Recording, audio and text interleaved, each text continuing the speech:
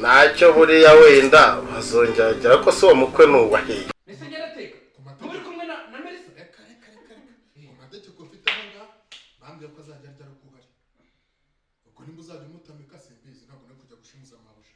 Yambwiye ko uzajya mugaburira ari ukuhari. Ndabeshya kubita se sigisi cy'umuntu kubita nico cya leta gikubita rwose kugira ngo mwereke ko nitangiye rwose kubita.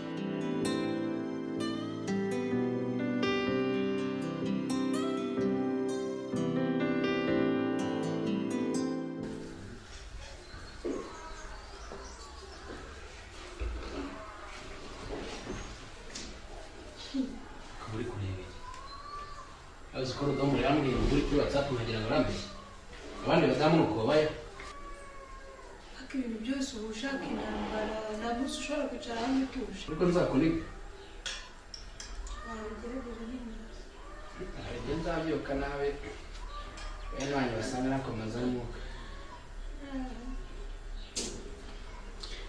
kare gaseko n'akeza si ubundi uvugana n'abantu ntabwo na telefone bavugana n'ababyitayeho icyumba wagiye wowe ko nawe ujya mubaza kuvugana nawe ushaka kugikora nk'ibyo nkora ari njye nawe se umugabo mu rugo rero ngende igikoresho muri uru rugo mbona tujya yambara ibitenge ubundi iki ni ibiki baba Kodi. Oui. Fred. Yes, kita. Ça va, ça va. Ça va. Vous aimez Ça va. Voilà. Ya, di karibu. Ça va.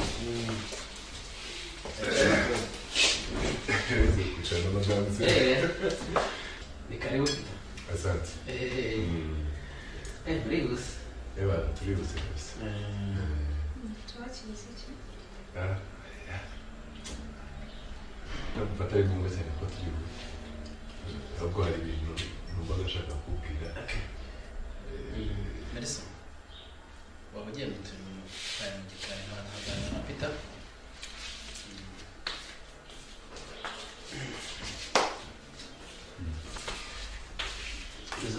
Ça va. Yes, yes. Hari iminsi myinshi kabisa. Yaciye iminsi. Yaciye iminsi rwose. Ndakubona umeze neza. Nta kibazo. Ibyo bisoro rwose ko urimo kugera neza. Ya. Aribonye ko bimeze neza noneho. Yego. Biraza. Nibwo biraza kore kore. Hanyuma rero uragira ndashaka kubafasha. Icyo kintu ikintu gikomeye. Nta kibazo Peter ndakwinginze. Yego. Umuntu wakuntumyeho umugabo witwa Rebecca. Make west. Rebecca aba Tanzania. Rebecca wari ufite umugore witwa Keza? Cyangwa baracyari kumwe? Nako yahoranye umugore witwa Keza? Cyane. Baracyari kumwe? Baracyari kumwe. Akaba na se uyu mwana ureba hano. Cyane. Keza afite abakobwa b'imibagara bake? Cyane. Uyu ni umukobwa we nyina w'umwana wenyine bagira. Ese ntambwe ko uyu mukobwa ari umukobwa mwishywa wawe? Cyane. Uyu nguyu niyo babyaye ntubaze ko byabagendekeye niba byaragenze bite. Babyaye uwo nguyu wenyine uyu nguyu ufite gusa. Umwana wenyine afite. Icyo kintu rero ndifuza kabisa ko utampakanira. Sibyo? Ufite akanya ejo naza gusanga ku kazi kaza tukabiganiraho neza.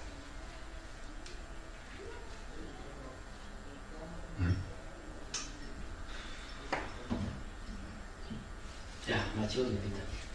Nta kibazo. Okay. Ni iki se? Ushaka ko twazabiganira? Ndumva twabiganirira ahandi hantu haba ku kazi haba. Uzi ikintu cyabaho?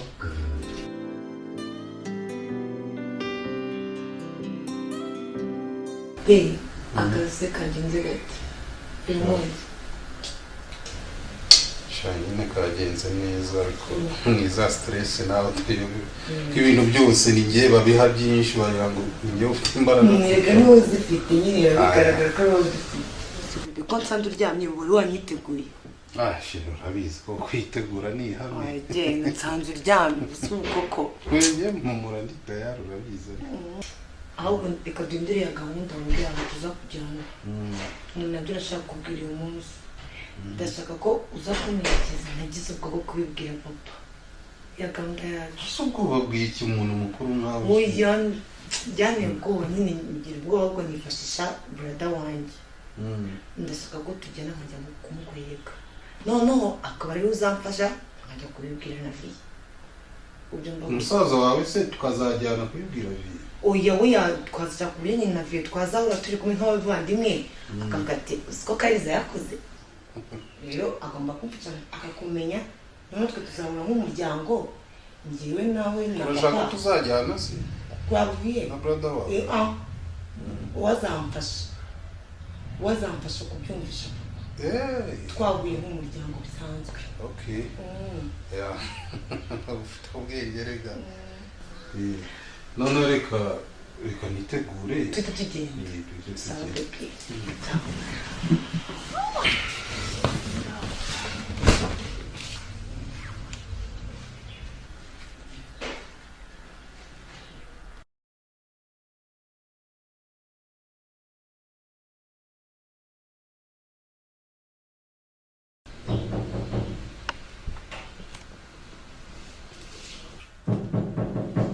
karibu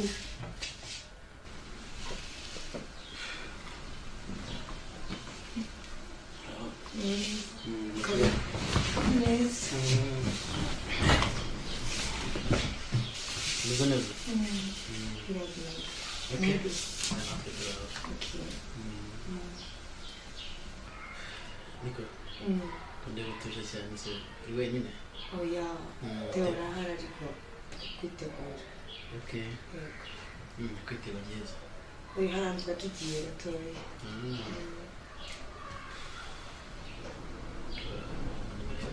oya nimero yanjye kubera ndashaka kuza kuvugisha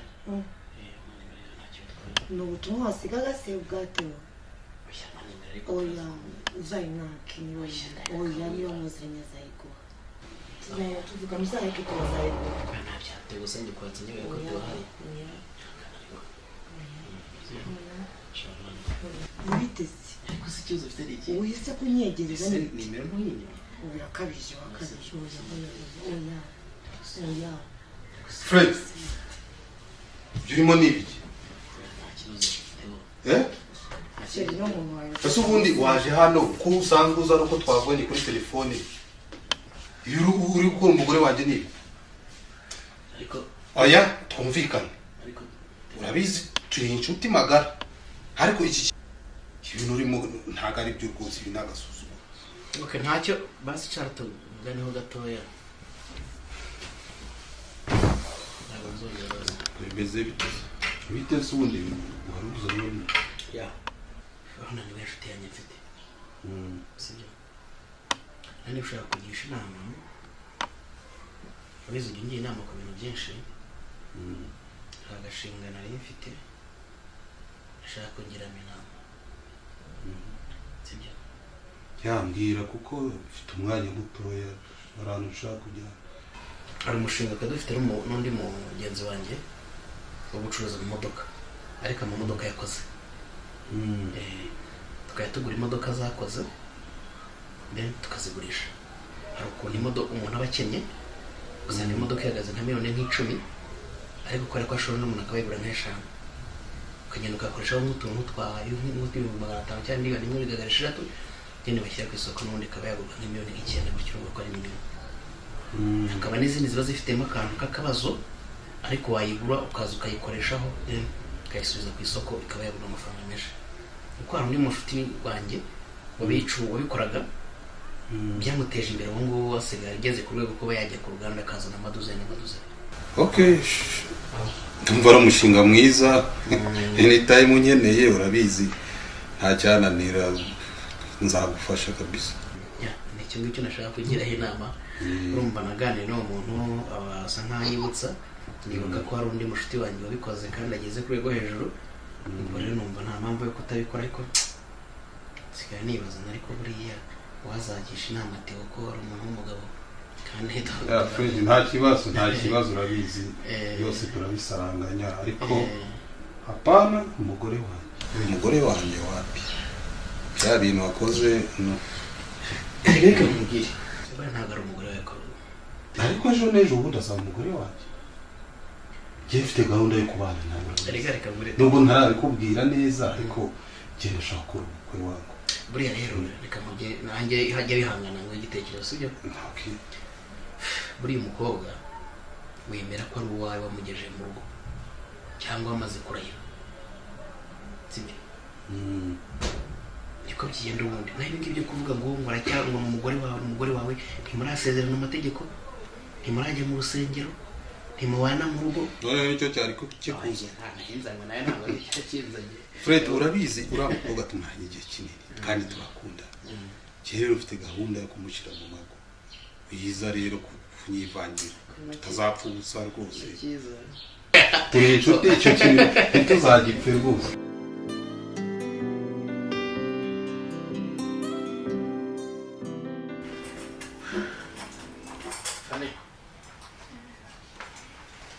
ariko nta makuru ya mukobwa w'umushuti wawe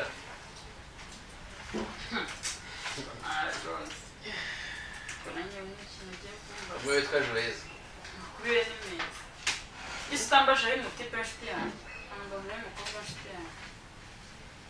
ariko ndabizi iyo umeze neza nawe ameze neza ntabwo nakwirirwa mbaza byinshi Ameze neza. Nta kibazo. Umujyi aba ari ibikira.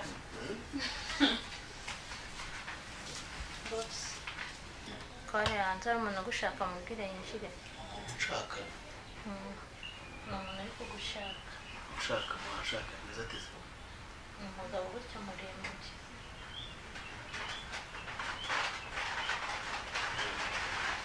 w'igikarasi Anyemerera uri yombi. wasanga ari anti zoya diri mubwiraze hano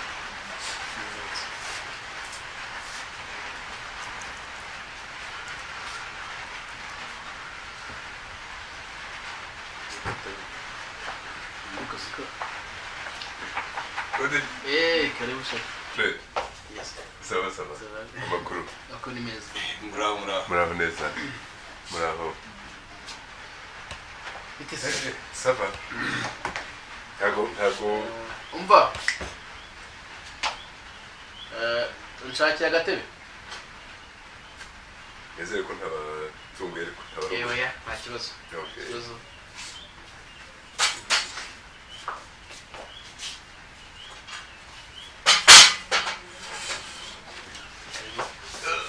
Okay. ya uriya ureba yitwa Theo Okay. uyu mukobwa ureba hano yitwa Fanny Okay. turakorana hanyuma Theo uyu mugabo ni inshuti yanjye yitwa Peter